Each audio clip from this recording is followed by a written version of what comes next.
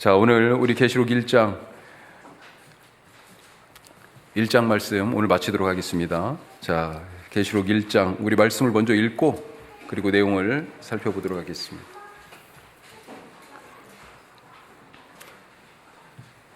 (1장은) 크게 세 단락으로 되어 있습니다. 보시는 것처럼 계시록 1장 말씀은 처음에는 왜 이 계시록을 쓰게 됐는지에 대한 얘기 1, 2, 3절이 그 말씀이고요. 자, 4절부터 이제 본격적으로 시작하는데 4절부터 8절까지는 하나님이 이 편지를 받을 아시아의 7 교회에게 인사하는 내용입니다. 그리고 9절부터는 이 글을 실질적으로 쓰고 있는, 이 계시록을 실질적으로 쓰고 있는 요한이 왜 이것을 쓰게 됐는지, 자기가 임의대로 하는 것이 아니라 자기에게 말씀하시고 이 모든 것을 보여주신 이가 있는데 그분이 바로 예수 그리스도다. 그래서 1장 1절에 예수 그리스도의 계시라 혹은 묵시라 이렇게 해가지고 계시록이 시작한다 하는 것입니다. 자, 크게 1장은 그래서 전체 22장까지 중에 여는 문을 여는 것과 같습니다. 자, 오늘 이 말씀 가지고 미래에서 현재로 오시는 이라는 제목으로 같이 함께 나누도록 하겠습니다. 먼저 말씀을 20절까지 우리 함께 한 목소리로 읽겠습니다. 예수 그리스도의 계시라. 이는 하나님이 그에게 주사 반드시 속히 일어날 일들을 그 종들에게 보이시려고 그의 천사를 그 종 요한에게 보내어 알게 하신 것이라. 요한은 하나님의 말씀과 예수 그리스도의 증거 곧 자기가 본 것을 다 증언하였느니라. 이 예언의 말씀을 읽는 자와 듣는 자와 그 가운데 기록하는 것을 지키는 자는 복이 있나니 때가 가까움이라. 요한은 아시아에 있는 7 교회에 편지하노니 이제도 계시고 전에도 계셨고 장차 오실 이와 그의 보좌 앞에 있는 7 영과 또 충성된 증인으로 죽은 자들 가운데에서 먼저 나시고 땅의 임금들의 머리가 되신 예수 그리스도로 말미암아 은혜와 평강이 너희에게 있기를 원하노라. 우리를 사랑하사 그의 피로 우리 죄에서 우리를 해방하시고 그의 아버지 하나님을 위하여 우리를 나라와 제사장으로 삼으신 그에게 영광과 능력이 세세토록 있기를 원하노라. 아멘. 볼지어다 그가 구름을 타고 오시리라. 각 사람의 눈이 그를 보겠고 그를 찌른 자들도 볼 것이요 땅에 있는 모든 족속이 그로 말미암아 애곡하리니 그러하리라. 아멘. 주 하나님이 이르시되 나는 알파와 오메가라. 이제도 있고 전에도 있었고 장차 올 자요 전능한 자라 하시더라.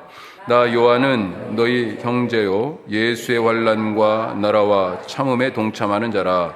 하나님의 말씀과 예수를 증언하였으므로 말미암아 반모라 하는 섬에 있었더니 주의 날에 내가 성령에 감동되어 내 뒤에서 나는 나팔소리 같은 큰 음성을 들으니 이르되 네가 보는 것을 두루마리에 써서 에베소, 서머나, 버가모, 두아디라, 사데, 빌라델피아, 라오디게아 등 7 교회에 보내라 하시기로 몸을 돌이켜 나에게 말한 음성을 알아보려고 돌이킬 때에 7 금 촛대를 보았는데 촛대 사이에 인자 같은 이가 발에 끌리는 옷을 입고 가슴에 금띠를 띠고 그의 머리와 털의 희기가 흰 양털 같고 눈 같으며 그의 눈은 불꽃 같고 그의 발은 불목불에 단련한 빛난 주석 같고 그의 음성은 많은 물소리와 같으며 그의 오른손에 7 별이 있고 그의 입에서 좌우에 날선 검이 나오고 그 얼굴은 해가 힘있게 비치는 것 같더라.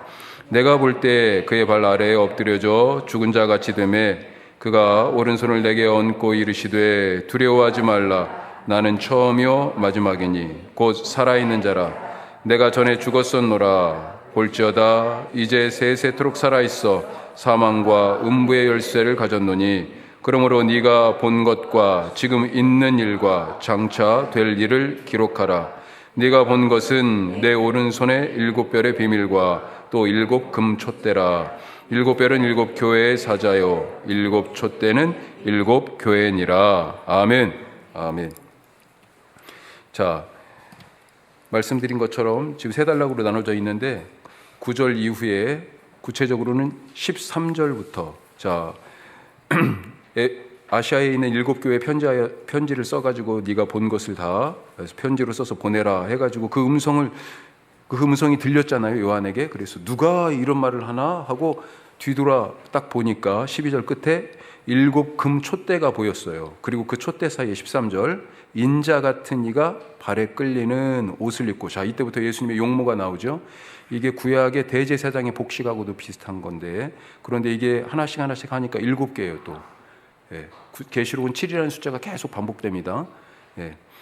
자, 그러면서 이 예수님이 20절에 보면 오른손에 7별을 붙들고 7 금 촛대 사이를 왔다 갔다 하시는데, 7별은 뭐예요?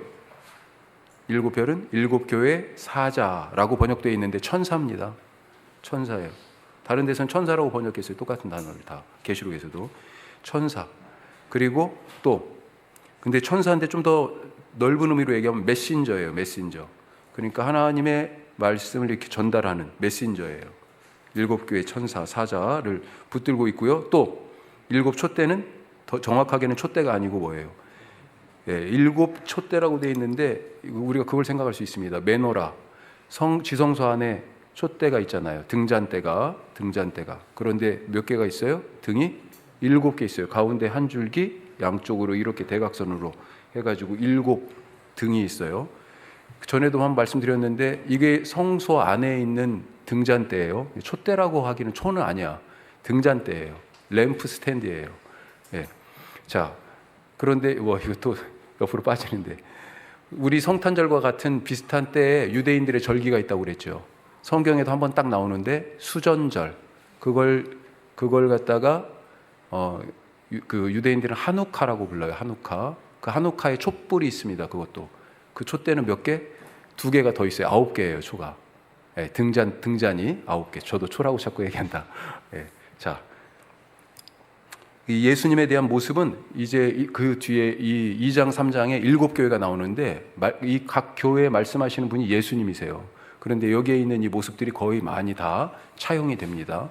거기에서 다시 또 말씀을 나누도록 하겠습니다. 자, 이렇게 지금 우리가 읽은 것처럼 1장은 온통 하나님에 대한 진술로 지금 가득 차 있습니다. 또 좀 더 정확하게 얘기하면 삼위일체 하나님에 대한 말씀으로 지금 가득 차 있어요. 삼위일체 하나님이 과연 누구신가 하는 것이 이 말씀 안에 들어있는데, 그 중심에 특별히 성자 예수 그리스도에 대한 얘기가 더 많은 분량으로 들어가 있는 거죠. 자, 이거 한 가지 하고, 또 그런데 이 삼위일체 하나님은 어디에 관심을 갖고 계실까? 관심이 어디에 있어요? 하나님의 시선이 어디에 있습니까? 땅에 있는 당신의 백성, 교회에 있어요.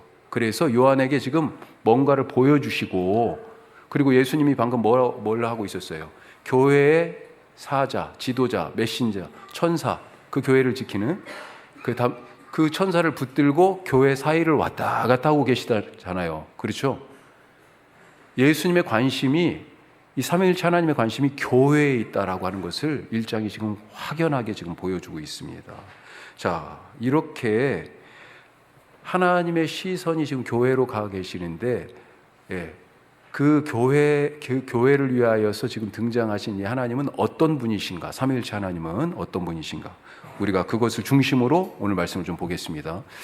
오늘 말씀뿐만 아니라 우리가 성경에서 큐티를 할 때든지 또 설교 말씀을 들을 때든지 성경 공부를 할 때든지 항상 거기에서 무슨 인생의 처세술을 배우려고 하지 말고, 거기에서 다른 어떤 신앙의 스킬을 배우려고 하지 마시고요. 제일 중요한 건 뭐냐면 그 말씀 안에 나타난 하나님이 누구신지 찾는 게 제일 중요합니다. 아, 하나님이 지금 분노하고 계시는구나. 아, 이 말씀에 나타난 하나님은 거룩하신 분이구나. 아, 이 말씀의 하나님은 어떤 분이에요? 참고 참으시는 분이구나. 그 하나님이 누구신지를 찾는 게 제일 중요합니다. 그러면 어떻게 돼요? 나도 그 하나님 닮아서 살고 싶어가 되잖아요.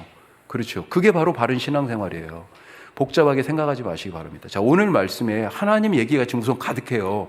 이 하나님이 누구신가? 첫 번째 1번. 어떤 하나님이세요? 위로하고 격려하신 하나님. 위로하고 격려하세요. 자, 요한계시록 하면 떠오르는 단어들 있잖아요. 우리가 그동안에도 읽고 또 안내하는 그런 말씀들도 좀 나누고 그랬었는데, 요한계시록 그동안에 계시록 하면 딱 떠오르는 단어가 뭐가 있어요? 종말, 예? 휴거, 예? 심판, 천년왕국, 예? 666, 재림, 그렇죠?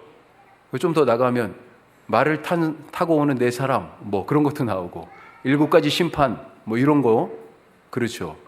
자, 이런 단어들이 생각나고, 뭐 특별히 적그리스도, 휴거, 뭐 이런 것들이 생각나시는 분들도 계실지 모르겠어요. 그런데 계시록에는, 아니 성경 전체에 휴거라는 단어가 없어요. 없습니다, 성경에는. 적그리스도라고 하는 단어는 있어요. 그렇지만 계시록에는 없어. 예. 자, 또 요한계시록 하면 어떤 그런 단어들이 떠오르면서 어떤 감정들이 생깁니까? 계시록. 우선은 어렵다. 또 뭐가 있어요? 심판, 막 이런 게 나오니까, 예. 사망, 그렇죠? 그 다음에 영적 전투, 막 이런 것이 나오니까 불안하고, 겁나고, 혼란스럽고, 두렵고, 예. 공포고, 한마디로 이렇게 그런 부정적인 불안과 두려움이라는 그런 무서움이라는 그런 부정적 감정들이 더 많이 떠오르죠. 하지만 계시록이 기록된 중요한 목적 중에 하나는 뭐예요? 땅에 있는 교회, 하나님의 백성, 자녀들에 대한 하나님의 위로와 격려다. 힘 주시려고 지금 주신 말씀이에요. 자, 지금 교회 현실이 어떻습니까? 왜 위로와 격려가 필요해요? 교회 현실을 우리가 생각하면 이미 우리가 한번 쭉 읽었으니까, 자, 계시록 나중에도 보겠지만 11장에 보면 교회가 여러 가지 방식으로 표현되는데 뭐가 나오냐면 두 증인이 나옵니다. 두 증인이. 이 두 증인이 교회예요. 그 11장에 나오는 두 증인이. 그래서 가서 증거를 해요. 증거를 해. 증거를 하는데 이 증인의 사명을 다 마치고 나서 죽임을 당합니다. 어디에서 죽임을 당하냐? 영적으로는 소돔, 거기에 그렇게 써 있습니다. 11장에. 영적으로는 소돔 혹은 애굽, 그리고 주께서 십자가에 못 박히신 곳, 거기서 죽음을 당해요. 예수님 뒤따라서 죽는 거죠. 그런데 예수님은 그래도 십자가에서 내려가지고 장례를 치렀잖아요. 무덤에 넣습니다, 예수님 시체를. 그런데 이 두 증인은 장례도 못 치르게 해요. 무덤에 묻지도 못하게. 그것도 3일도 지나가지고 3일 반 동안 거리에 그냥 놔요. 그런 얘기가 나와요. 교회가 그런 현실에 지금 놓여져 있다라고 하는 것입니다. 그 3일 반 동안 방치되어 있던 이 시체에 하나님의 생기가 들어갑니다. 그리고 일어나서 하늘로 들려 올라가는 그런 이야기가 11장에 나와요. 교회가 지금 어떤 모습, 현실 가운데 있는지를 이 11장의 두 증인 이야기에서 얘기해 주고 있어요. 그런 사명이 있다도 얘기하지만 그런 고난이 있다, 그런 수치가 있다. 죽는 것까지도 그럴 수 있어요. 그런데 묻지도 못해. 예. 자, 12장에 보면 또 교회의 모습이 어떤 식으로 나오냐면 해를 옷 입은 여인, 이렇게 표현돼서 나옵니다. 해를 옷 입었어. 오늘도 예수님에 대한 표현 중에 해를 입은 것 같은 이런 모습이 뒤에 있어요. 자, 교회를 얘기해. 해를 옷 입은 여인. 이 여인이 아기를 가졌어요.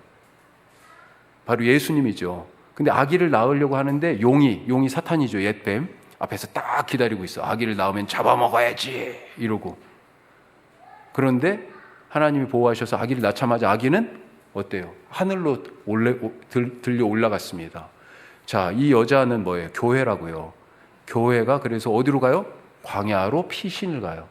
그런데 용이 따라와. 와가지고요, 큰 강물을 토해내요. 여자를 이 강물에 그냥 쓸어버리려고, 그렇게 없애버리려고. 그런데 땅이 쫙 입을 벌려가지고 그 강물을 다 받았어요. 자, 이런 그림이 지금 11장, 12장에 나오는 거예요. 읽은 거 기억나시죠? 그랬던가? 자, 그랬더니 화가 났어, 이 용이. 그래가지고 여자는 어떻게 이제 계속 했는데도 어떻게 안 되니까 여자의 남은 후손을 핍박하러 물러서서 여자의 남은 후손들을 찾으러 갑니다. 여자도 해를 옷 입은 여인이었잖아요. 교회고. 그 여자의 남은 후손도 교회예요. 교회를 계속 중의적으로 여러 가지 방식으로 표현하는 것입니다. 이 여자의 남은 후손을 거기 12장에서는 뭐라고 얘기했냐면 하나님의 계명을 지키고 예수의 증거를 가진 자들, 이렇게 얘기합니다. 오늘 1장 2절을 보세요. 요한이 뭐라고 얘기합니까? 요한은 하나님의 말씀과 예수 그리스도의 증거, 이걸 봤다고 얘기하잖아요. 이 하나님의 말씀과 예수 그리스도를 증거함, 이 두 가지가 늘 같이 옵니다. 계시록에서. 그것을 지키며 그것을 증언하며 살아간 사람들을 교회라고 지금 얘기하고 있어요. 그런데 이 교회가 어떤 현실이라고요? 용이 잡아먹으려고 그래요. 어떻게든지 없애려고 그냥 별짓을 다 하고 있는 거예요. 그런 현실 속에 있는 지금 현실의 교회의 상황을 하나님이 다 내가 알고 있어 라고 하는 거예요. 내가 보고 있어 라고 말씀하시는 것입니다. 그래서 요한을 보내서 위로하고 격려해요. 이유가 뭐예요? 위로하고 격려하는 이유는 지금 이와 같은 정말 엄청나게 힘들고 어려운 상황에서 믿음을 잃지 않고 가야 할 길을 뚜벅뚜벅 계속해서 목적지에 도달할 때까지 가도록 하기 위하여서, 그래서 위로하고 격려하시는 거죠. 엘리야가 생각나지 않습니까? 엘리야가요, 자기의 사명을 막, 그래서 갈멜산에서 막 그 바알의 선지자들과 아세라 선지자들하고 혼자 1대 850으로 싸웠잖아요. 그런데도 불구하고, 거기서 이겼지요? 그런데도 불구하고, 아유, 나 죽겠네, 나 죽겠네. 그랬어요. 이세벨이 너 죽여! 그러니까, 그 말에 그냥 갑자기 낙담이 돼가지고 내가 아무리 해도 안 되나 보다. 그래서 어디로 가요? 광야로 들어갑니다. 그런데 하나님이 어때요? 그때 나 죽겠다고 들어간 광야에 천사를 보내가지고 떡과 물을 주십니다. 그리고 다독거려요. 일어나자, 가자. 어디로 가요? 그래서 하나님의 산으로 갑니다. 호렙으로. 거기서 다시 출발하는 거예요. 엘리야가. 지금 교회가 그렇게 지쳐 있어요. 싸워서 이기기도 하고 위기도 넘어가고 그렇지만 하나님이 위로하고 격려하세요. 이게 지금 이긴다고 그게 다 온 거예요? 아니에요. 아직도 과정이거든요. 목적지가 있거든요. 그래서 하늘의 관점을 제시합니다. 지금 땅에서 보니까 이만큼밖에 안 보여. 그런데 하늘에서 보는 관점을, 그래서 요한을 하늘로 데리고 올라가시는 겁니다. 야, 여기서 봐라. 여기서 보니까 다르게 보이지 지금. 이러면서, 그래서 요한이 내가 본 게 땅에서 본 거하고 다르던데, 그런 거예요. 하늘에서 본 시각과 관점으로 하나님이 어떻게 이 세상을 다스리고 참 왕으로 등극하여 계신지, 오로지 찬양받고 예배받으실 분은 오직 하나님 한 분뿐이다 라고 하는 것을 얘기하는 거죠. 그리고 모든 악은 심판받는다. 자, 두 번째, 하나님 어떤 분이세요? 은혜와 평강을 주신다. 은혜와 평강을 주신다. 오늘 4절, 5절 하나님의 문안 인사죠. 여기에 삼위일체 하나님이 나타납니다. 자, 4절, 5절을 다시 보시면 뭐라고 되어 있어요? 같이 한번 읽어보죠. 5절 중반까지. 4절부터 요한은 아시아에 있는 7교회에 편지하노니 이제도 계시고 전에도 계셨고 장차 오실 이와 그의 보좌 앞에 있는 7 영과 또 충성된 증인으로 죽은 자들 가운데서 먼저 나시고 땅의 임금들의 머리가 되신 예수 그리스도로 말미암아 은혜와 평강이 너에게 있기를 원하노라. 아멘. 자, 성부 하나님 누구예요? 4절에 이제도 계시고 전에도 계시고 장차 오시리. 그 다음에 성령님은요, 그의 보좌 앞에 있는 7 영. 나중에 다시 말씀드릴게요. 7 영은. 이 7 영을 성령님으로 얘기할 때는 항상 감찰하시는 분, 혹은 천상에서의 존재로서의, 성령님의 천상에서의 위치, 땅에서 활동하실 때는 다른 표현을 씁니다. 천상에서 계실 때 7 영이라는 표현을 계속 써요. 자, 그리고 예수님에 대해서는 좀 설명이 길죠. 충성된 증인, 죽은 자들 가운데서 먼저 나신 분, 땅의 임금들의 머리. 그래서 성부, 성령, 성자의 이름으로 은혜와 평강이 교회된 너희들에게, 지금 그렇게 얘기합니다. 사실 요한복음, 이게 요한계시록이잖아요. 요한복음에 보면 끝에 부활하신 예수님이 제자들에게 나타나잖아요.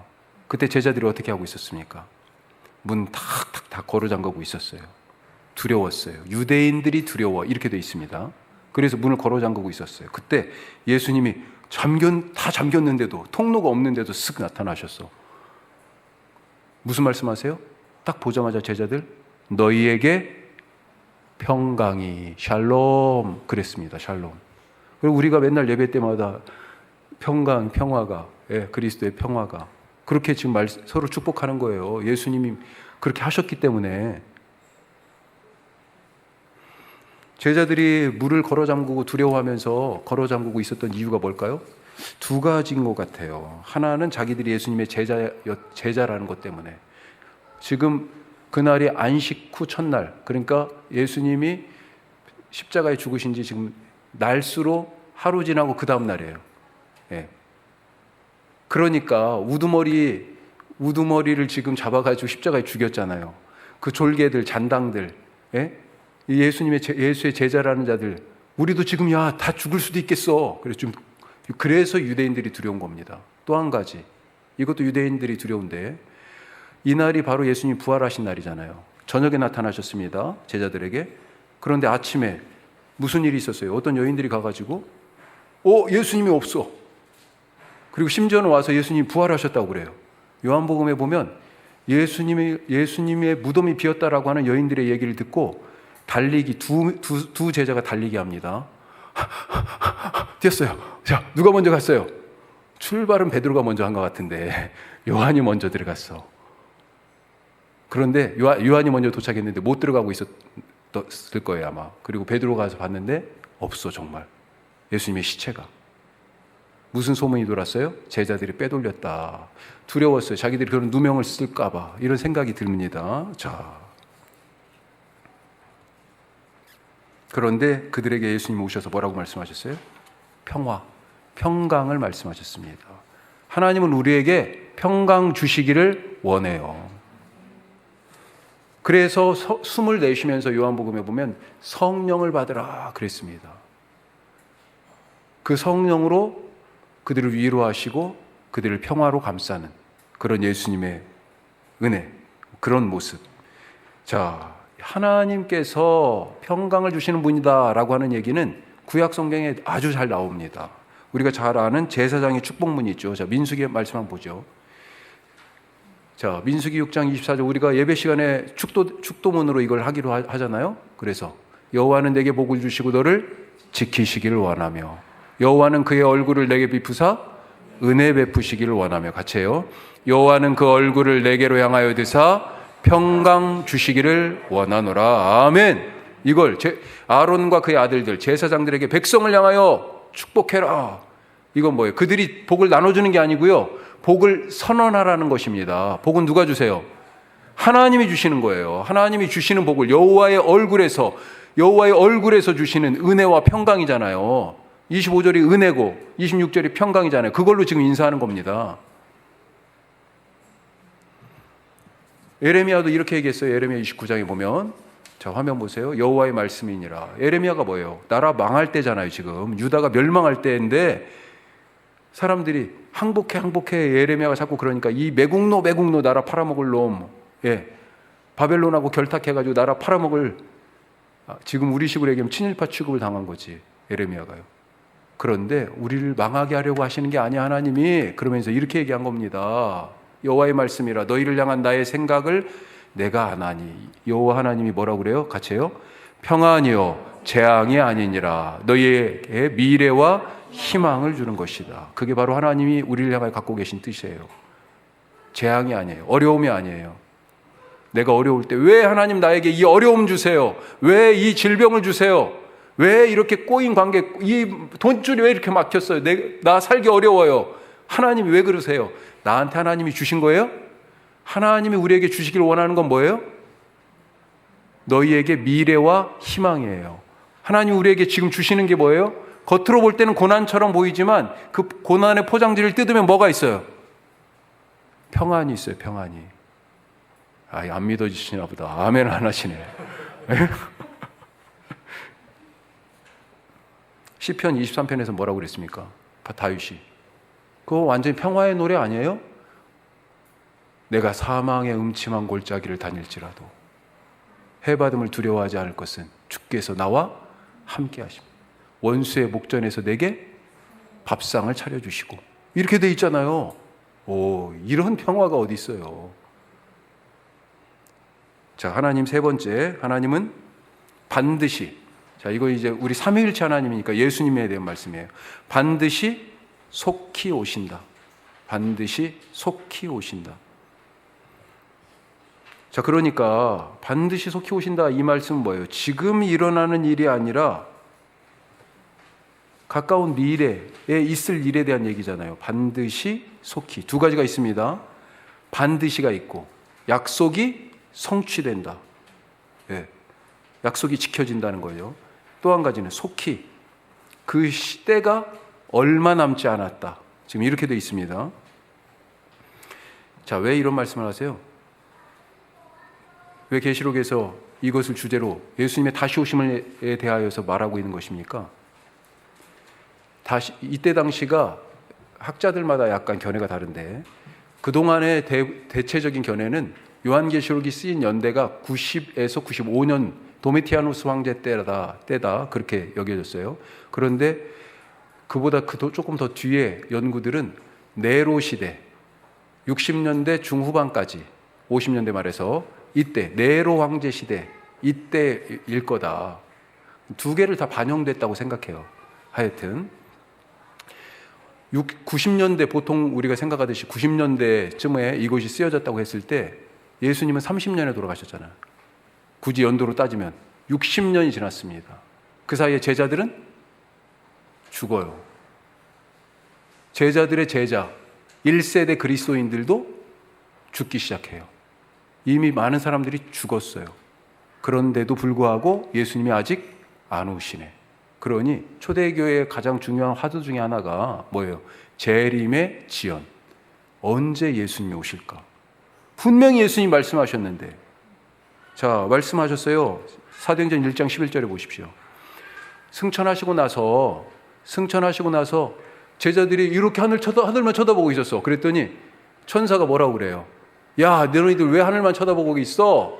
하늘로 올려지신 이 예수는 하늘로 가심을 본 그대로 오시리라 그랬습니다. 그래서 가가지고 다락방에 가서 이제 기도한 거예요. 자, 그 다음 말씀. 어떤 약속을 또 하셨어요? 마태복음 24장에서 마지막 때에 대해서 얘기하시면서 이거 예수님 말씀입니다. 인자가 구름을 타고 능력과 영광으로 오는 것을 보리라. 온다고 약속하셨어요. 뿐만 아니라 마태복음 24장 34절에 보면 때를 말씀하세요. 이 세대가 지나가기 전에. 자, 이런 말씀을 하셨어요. 마지막 때에 있을 일들을 쭉 얘기하시면서 이런 일들이 있고 나서 인자가 오리라. 그런데 이 세대가 지나가기 전에 이런 일들이 일어날 거라고 지금 그러신 거잖아요. 마지막 때의 징조들이.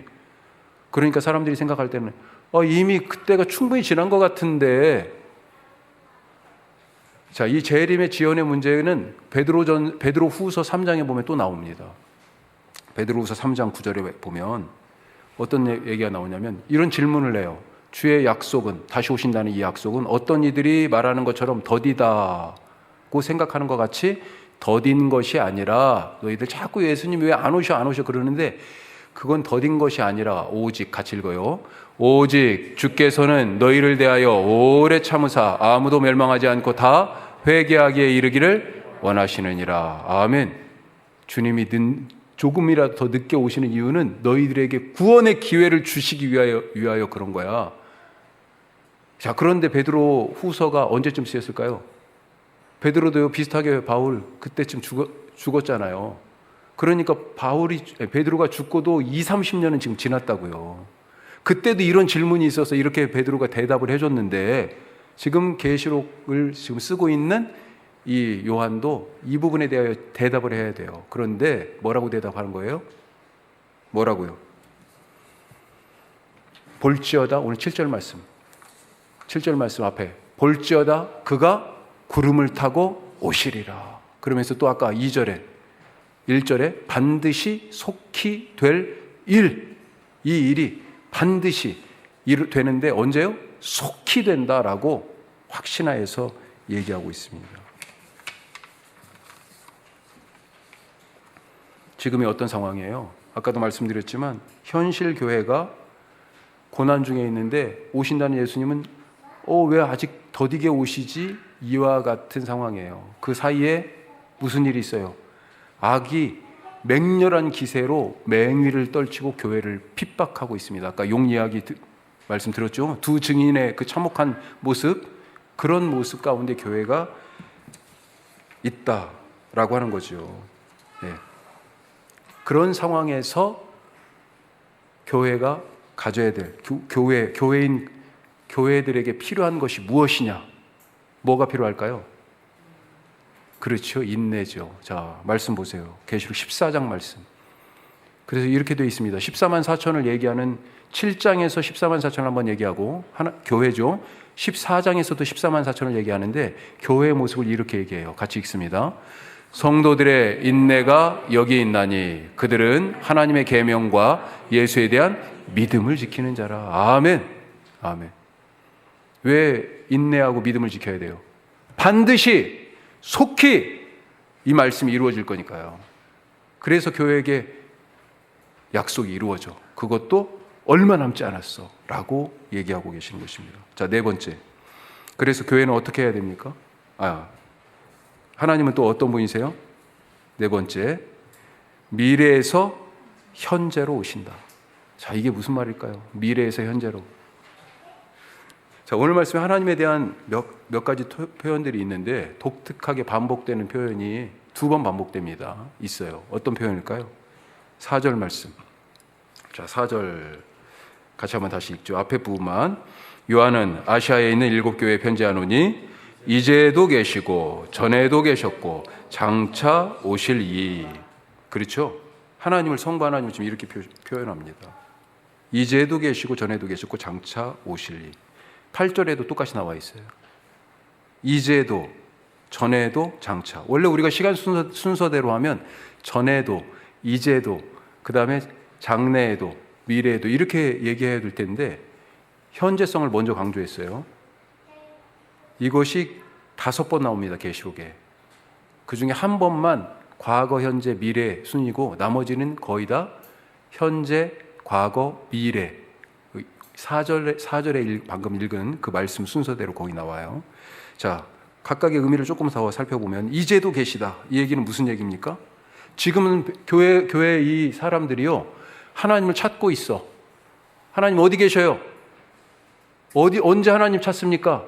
바울과 실라가 빌립보 감옥에 갇혔잖아요. 귀신 들린 여종을 고쳐줬는데 그것 때문에 두들겨 맞고 감옥에 던져졌잖아요. 거기서 뭐 했어요?